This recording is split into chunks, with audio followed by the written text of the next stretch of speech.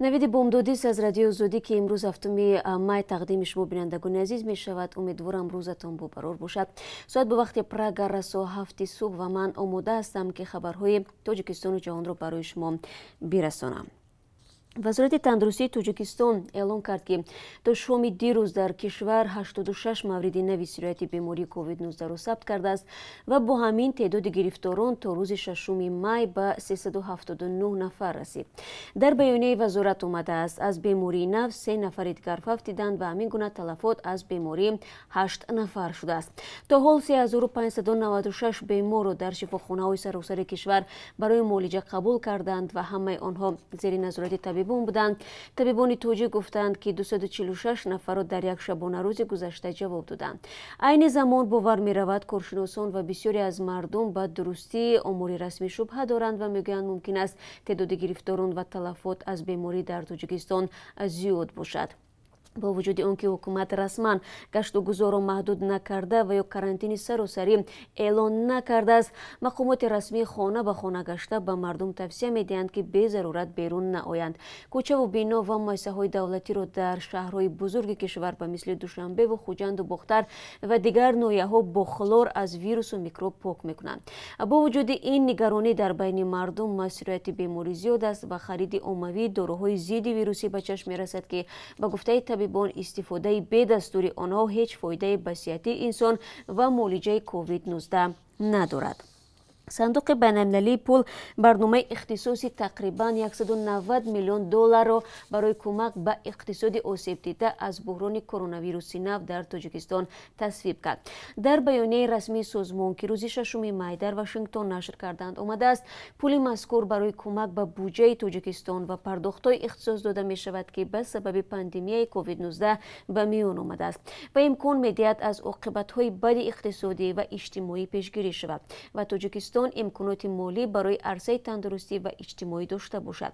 дар баёния омадааст ки пандемия барои иқтисод ва вазъи иҷтимоии мардуми Тоҷикистон оқибатҳои бисёр манфӣ доштааст. ба гуфтаи сандуқи байналмилалии пул пешбинӣ мешавад ки имсол иқтисоди Тоҷикистон то 2% коҳиш ёбад ва касри буҷаи Тоҷикистон 7.7% маҷмӯи тавлидоти дохилиро ташкил бидиҳад. Тао Жанг, яке аз мудирони сандуқи байналмилалии пул, баъди баррасии барномаи ихтисоси кӯмак ба Тоҷикистон гуфтааст, пандемияи COVID-19 барои Тоҷикистон оқибатҳои бисёр сахте доштааст. қатъи тиҷорат ҳаракат сабаби коҳиши сахти интиқоли пули муҳоҷирон, даромади ҳукумат шуда ва эҳтиёҷоти фаврии буҷа ба маблағро ба вуҷуд овардааст.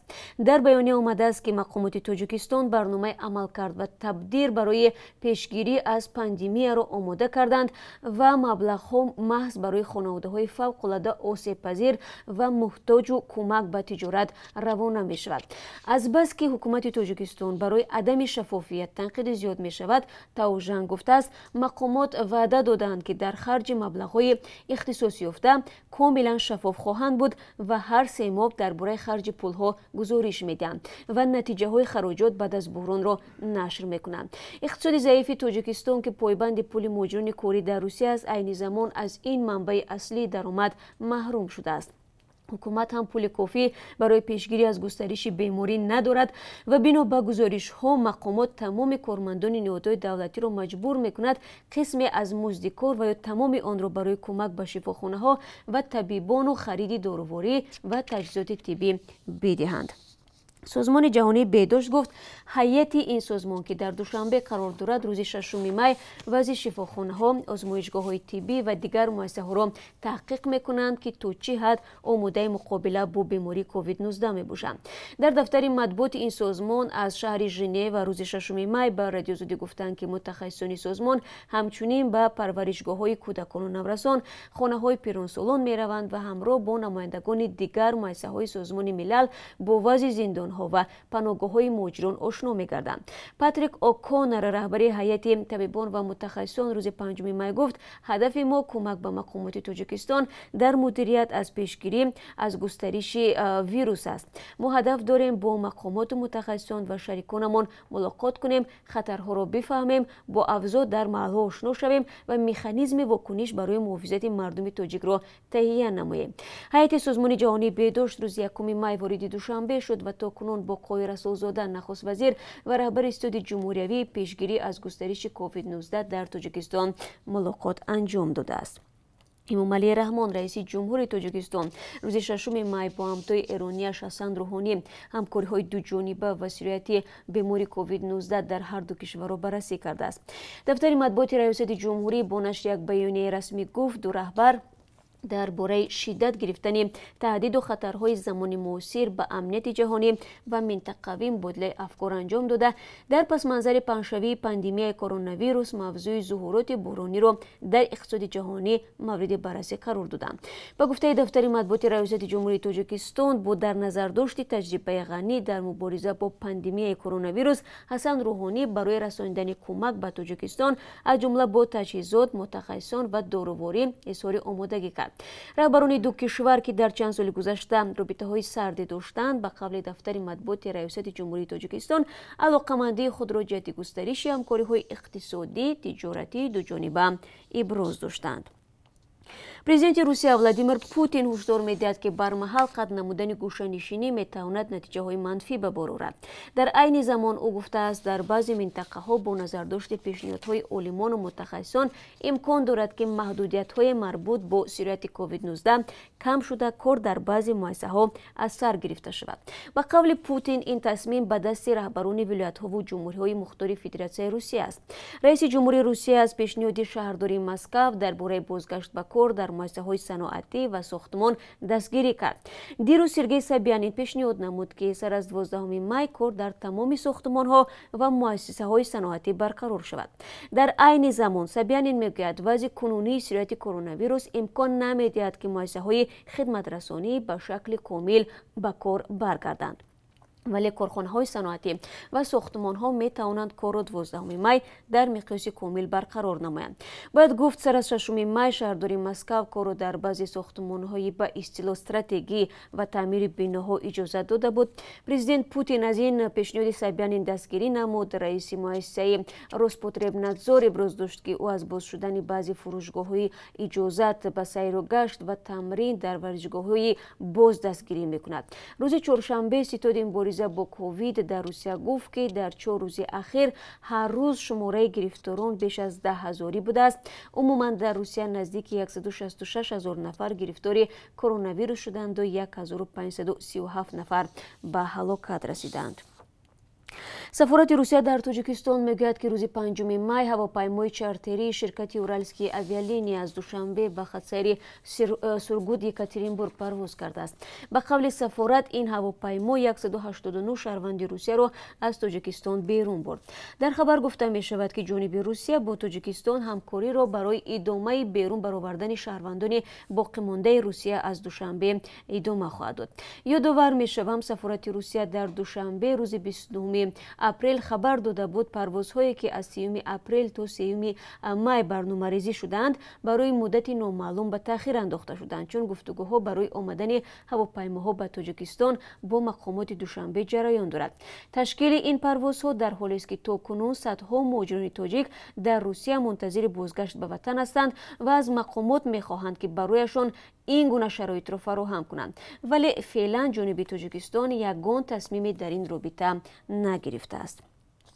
Писари соҳибкор ва сиёсатмадори зиндонӣ Заид Саидов мегӯяд, вазъи саломатии падараш дар зиндон бад шуда нишонаҳои монанд ба коронавирусро дорад.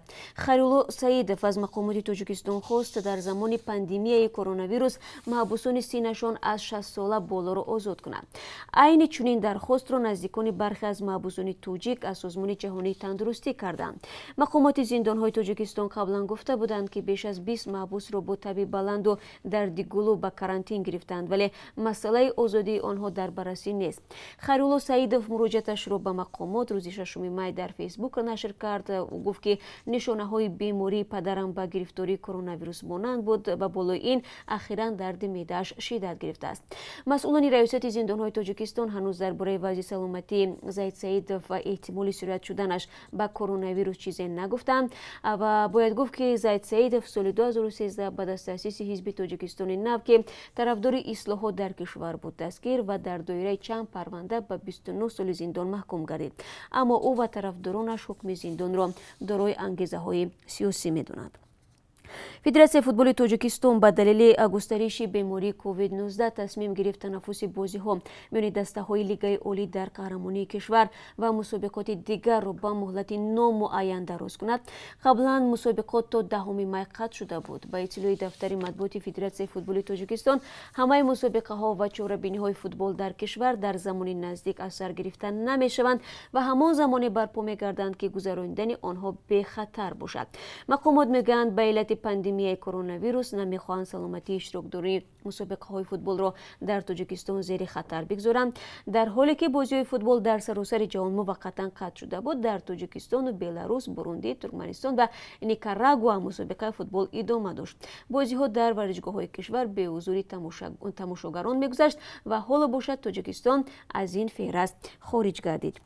ва бинандагони азиз, агар мехоҳед ки хабару наворҳои шумо дар Ozodivideo нашр гардад, пас бо рақамҳои мо дар Viber, WhatsApp ва Telegram тамос бигиред. рақами мо чунин аст: 420 724 056 681. шумо барои мо навор бифиристед ва мо бо шумо ҳатман тамос мегирем. ва акнун аз қурби асъори хориҷӣ барои имрӯз бароятон маълумот медиҳам ки аз тарафи Бонки миллӣ ин гуна муайян шудааст: $1 10 сомониву 24 дирам аст, 1 евро ками беш аз 11 сомонӣ арзиш дорад. имрӯз қурби 1000 рубли русӣ 136 сомониву 90 дирамро ташкил медиҳад, ки дар нисбат ба рӯзи гузашта андаки поинтар аст.